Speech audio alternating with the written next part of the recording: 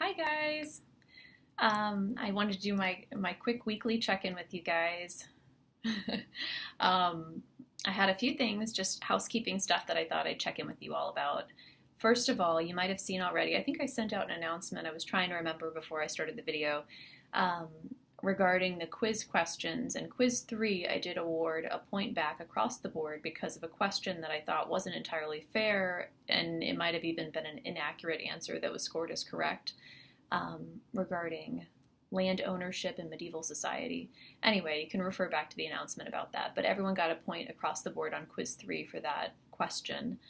And quiz 4, I did not find any problems with quiz 4 when I looked at the metrics and who got what right, and nothing looked strange in terms of everyone missing a particular question or anything like that. So if you did have any problems on quiz 4, feel free to let me know and check in about answers if you're not sure about what you missed. I'm always happy to get back to you with specific questions that you might have missed and what the correct answers were. Or reconsider what the answer was that was scored as correct if you didn't feel that that was fair. I also wanted to mention, I know that you guys have begun working on the library assignment, or many of you have. I've gotten a couple of emails about that. If you guys are having trouble accessing that Encyclopedia of Social Work, I think the directions below the assignment directions for how to actually access the encyclopedia are a little bit funny. I did it myself and noticed that it wasn't the e-resource Encyclopedia of Social Work is not the first thing that comes up in the search results, even if you do it with the advanced search options, the way that it lays it out within the instructions. I think it comes up second if you do it that way. But even if you just search Encyclopedia of Social Work in the very broad search, that still returns the e-resource within the listings. It's just not one of the first options. I think it's maybe 3 down toward the middle in terms of what options come up, so you just have to kind of know what you're looking for. You're looking for the e-resource so that you can go in there and actually search it and look around. And if you have any other questions with the assignment or things come up as you're working, let me know. I'm happy to help, and if something can be useful to the class, I'll send out an announcement about that. I also wanted to mention we've had some students who have flagged some interesting supplemental resources, and I'm starting to compile those within that supplemental files subfolder that people were having trouble finding or seeing at first because of my settings. I think it's worked out now. Let me know if it's not worked out, but I believe you guys can see the tab that shows supplemental resources and also the video chats. It's where I'm kind of keeping all of that so you guys can go to it at your leisure. But we do have some supplemental materials that are thrown in there. I would encourage you guys to check them out in your spare time.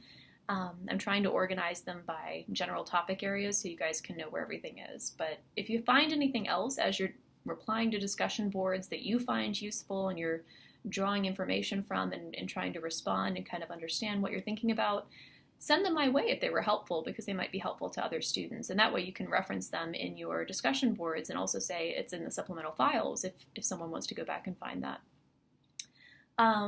Your discussion board last week, I think you all did a wonderful job, as always. You're talking about really interesting things.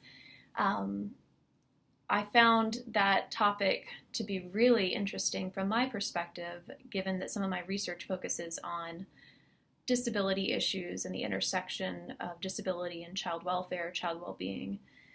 Seeing those younger people who are experiencing life in prison essentially as young people for rather minor infractions was really troubling, and knowing that they're dealing with some grief issues and trauma issues and how that might have led to them being there is something that we as social workers definitely need to be aware of.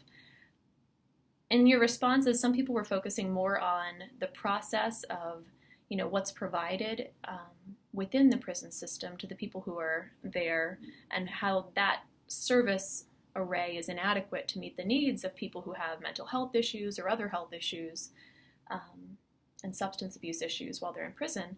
And I think that's an important point. That's definitely one of the large takeaways from that video that we all watched. But I thought another part that might not be so obvious is thinking about the policies that are in place that put people in prison, the front end and the pipeline into the prison system, and what policies are dictating who deserves to be in prison. So I just wanted to kind of flag that. I think I mentioned it in some of my discussion board responses to you all, but that was really my thought process, thinking about the policies that are in place that lead to people being imprisoned, and more often than not, vulnerable populations being imprisoned. We see an overrepresentation of racial minorities, ethnic minorities, immigrants, people with disabilities, people with mental health issues, certainly people with substance abuse issues. So figuring out what's at work there from a policy perspective, finding ways that once people are there, and hopefully we can target those people who are there more effectively in terms of who deserves to be in prison, whether we're mad at them or whether we're scared of them. I think that was the quote from the video. Once we figure all of that out, then we can provide what's needed in the prison system to actually help people as they transition out back into the community. And then thinking of third, the things that we need to do in the community to support people after they're out of prison. As of right now, we really strip ex-prisoners of their rights when they re-enter society. We don't give them much to try to be successful on the other end. And we might want to consider that from a policy perspective. So just some food for thought. I don't have any of the answers yet, but I think we'll continue to look at some of our more modern policies around social welfare, and we can kind of think back to this conversation and tie everything together in a way that starts to paint a clearer picture as we move forward, hopefully. That's the goal. Anyhow, I hope you all have a wonderful weekend, and I'm looking forward to reading your discussion posts, as always, next week. By the way, this is my office. We just moved into a new building in University of Alabama at the School of Social Work, so I know that everyone's online, and I'm typically not here either. That's the truth of the matter. But it's nice that I have an office, and it's a really nice office. We just got a newly renovated little hall as our building, and we have some nice exposed brick. Anyhow, one of the few times I'll be recording these things in my office. Thought I'd highlight our new building for you guys. All right, I hope you guys have a great weekend. Bye.